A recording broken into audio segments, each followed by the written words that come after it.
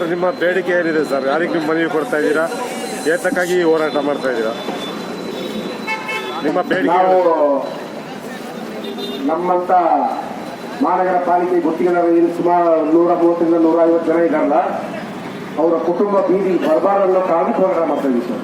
ನಾವು ಬೀದಿಗೆ ಬಂದೆ, ನಮ್ಮ ಕುಟುಂಬ ಬರಬಾರ್ದು ನಾವು ಅಂತ ಹೇಳಿದ್ರೆ ಕರೆಕ್ಟ್ ಸರ್.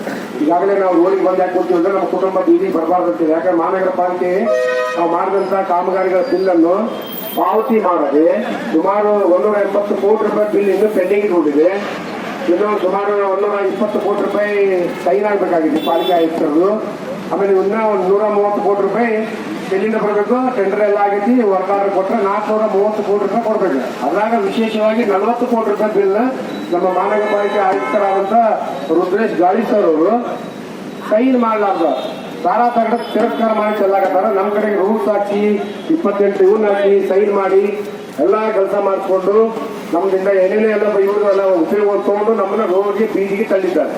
ಈ ಮುಷ್ಕರನ ನೀವು ಎಲ್ಲಿ ತನಕ ಹೋರಾಟ ಮಾಡ್ತೀರಾ ಸರ್? ಏನಿಲ್ಲ, ನಾವು ಮೊನ್ನೆ ಅವ್ರಿಗೆ ಹೇಳಿದ್ದೇವೆ 3 ದಿನದಲ್ಲಿ 100 ಕೋಟಿ ಕೊಡ್ರಿ, ನಾವು ಮತ್ತೆ ಕೆಲಸ ಪ್ರಾರಂಭ ಮಾಡ್ತೀವಿ ಅಂತ ಹೇಳಿದ್ವಿ.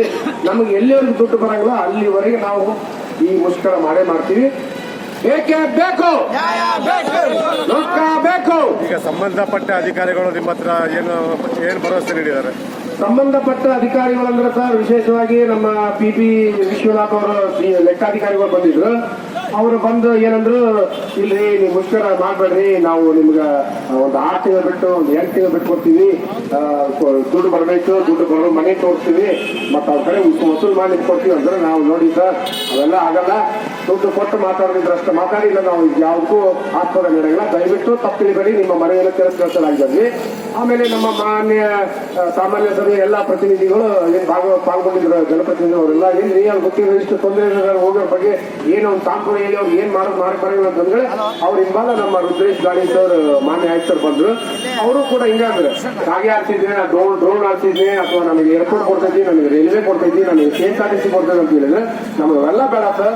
ನಮಗೆ ಬಲ ಗುತ್ತಿಗೆದಾರರು, ಮಧ್ಯ ಗುತ್ತಿಗೆ ಎಲ್ಲ ಗುತ್ತಿಗೆದಾರರು ಸುಮಾರು 430 ಕೋಟಿ ರೂಪಾಯಿ ಬಿಲ್ ಬಾಕಿ ಇದೆ ನಿಮ್ಮ ಹತ್ರ. ಅದರಲ್ಲಿ ತಕ್ಷಣ 100 ಕೋಟಿ ರೂಪಾಯಿ ನಮಗೆ ಸಂದಾಯ ಮಾಡಿ ಪ್ರತಿ ತಿಂಗಳು 20 ಕೋಟಿ ರೂಪಾಯಿ ಅಂತ ನಮಗೆ ಪಾಲಿಸಿ ಕೊಟ್ಕೊಂಡು ಹೋದ್ರೆ ನಾವು ನಿಮ್ಮೊಂದಿಗೆ ಇರ್ತೀವಿ. ಯಾಕಂದ್ರೆ ನಾವು ಕೂಡ ಮಹಾನಗರ ಪಾಲಿಕೆಯಲ್ಲಿ ಸಮಭಾಗ ಹೊಂದಿರಂತ ಇತ್ತು. ಆದ್ರೆ ನಾವು ಗುತ್ತಿಗೆದಾರ ಸಂಘ, ಅವರು ಸರ್ಕಾರಿ ನೌಕರರು, ನಾವಿಲ್ಲಂದ್ರೆ ಅವ್ರ ಕಡೆ ಇಲ್ಲ, ಅವ್ರಿಲ್ಲಂದ್ರೆ ನಮ್ಗೆ ನಡೀತದೆ. ನಾವು ಇಲ್ಲಿಂದ ಟ್ರಾನ್ಸ್ಫರ್ ಆಗಿ ಹೋಗಂಗಿಲ್ಲ, ನಾವು ಸತ್ರ ಅಷ್ಟೇ ನಮ್ಮ ಹೆಣ ಹೋಗ್ತೈತಿ, ಇಲ್ಲಿ ಬೋರ್ಡ್ ಹಾಕ್ತಾರೆ ನಮ್ಗೆ ಹೊರಗೆ. ಅವ್ರಿಗೆ 3 ವರ್ಷದ ಟ್ರಾನ್ಸ್ಫರ್ ಮಾಡ್ತಾರೆ, ಅಂತಾರೆ 5 ವರ್ಷ ಇಲ್ಲೇ ಬಿಟ್ಟು ಸಹಾಯಕತ್ತಲ್ಲ. ಅದಕ್ಕೆ ದಯವಿಟ್ಟು ತಾವು ನಾನು ವಿನಂತಿ ಮಾಡ್ಕೊತೀನಿ ಪತ್ರಿಕಾ ಮಾಧ್ಯಮ ಮಿತ್ರರಿಗೆ, ನಿಮ್ಮ ಮುಖಾಂತರ ನಮಗೂ ನಮ್ಮ ಕುಟುಂಬಕ್ಕೂ ಎಲ್ಲ ಗುತ್ತಿಗೆದಾರರಿಗೆ ನ್ಯಾಯ ಸಿಗುವಂತ ಕೆಲಸ ನೀವು ಮಾಡ್ತೀರ ನಮ್ಗೆ ವಿಶ್ವಾಸ ಇದೆ. ದಯವಿಟ್ಟು ನೀವು ನಡೆಸಿಕೊಡ್ಬೇಕಂತ ಹೇಳ್ಕೊಡ್ತೀನಿ. ಆಯ್ತು.